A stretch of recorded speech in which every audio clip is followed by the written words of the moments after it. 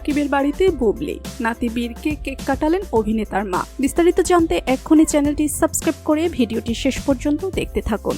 বাংলাদেশের জনপ্রিয় অভিনেত্রী শবনম বুবলি 2018 সালে নায়িকাকে নাকি চুপি চুপি বিয়ে করেন সাকিব, এমনটাই দাবি বুবলির। 2020 সালের মার্চ মাসে জন্ম হয় বুবলি ও সাকিব খানের ছেলে শেহজাদ খান বীরের। অভিনেতার সঙ্গে বিয়ে এবং সন্তান বীরকে প্রকাশ্যে আনার পরে তাদের সম্পর্ক মোড় নিয়েছিল অন্য পথে। 2022 সালে ছেলে বীরের জন্মের কথা প্রকাশ্যে আনেন তারা। বুবলি ও সাকিবের একমাত্র ছেলের জন্মদিন ছিল। ছেলের জন্মদিন উপলক্ষে সাকিব খানের বাড়িতে দোয়া মাহফিল ও কোরআন পাঠের আয়োজন করেছিলেন অভিনেত্রী। ছেলের জন্য আনা কেক কাটেন, সঙ্গে ছিলেন সাকিবের মা অর্থাৎ বীরের ঠাকুমা।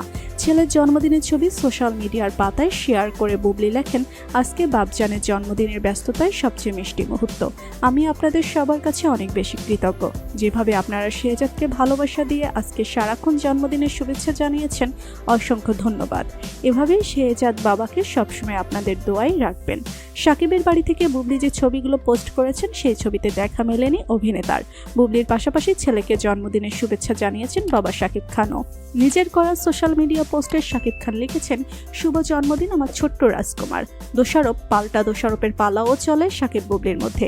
কালের নিয়মে এই বিতর্ক চাপা পড়ে যায়। একসময় অপুর সঙ্গে তলানিতে থেকে সাকিবের সম্পর্ক, বুবলির সঙ্গে আর কোনো সম্পর্ক রাখতে চান না তিনি, এমনটাই দাবি সাকিবের।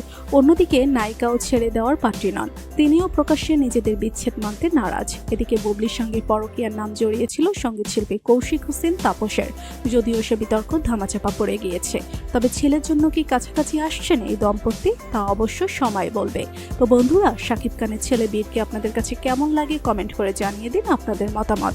ভিডিওটি ভালো লাগলে লাইক কমেন্ট শেয়ার করুন। বিনোদন জগতের সকল আপডেট পেতে আমাদের চ্যানেলটি সাবস্ক্রাইব করে রাখুন। ধন্যবাদ সবাইকে।